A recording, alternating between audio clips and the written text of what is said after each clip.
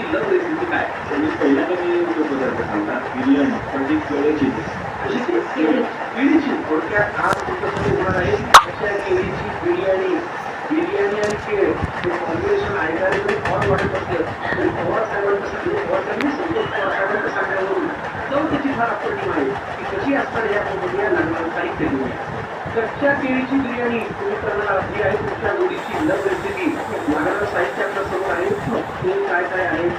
तांदूळ जो आपण धुवून घेतलेला आहे बाजूला ठेवून घेऊन, दही, टोमॅटो, कोथिंबीर, काजू, गरम मसाला, आलं लसूण पेस्ट, धणा जिरा पूड, हिरवणी, जिरं, हळद, तिखट, मीठ, हा तळलेला कांदा आहे, हा कच्चा कांदा आहे आणि पनीरचे तुकडे आणि सगळ्यात मेन इन्ग्रेडियंट आपलं केळं म्हणजे कच्चं केळं आहे आणि हे आपलं फोडणीसाठी अख्खा गरम मसाला आहे. वा फारच भारी. फक्त काजूचा आणि पनीरचा रंग सांगतो की आपण जरा करून घेतलंय कारण नाही सगळ्यामध्ये आपण थोडंसं शालो फ्राय करून घेऊ. फक्त ते काढता पडलं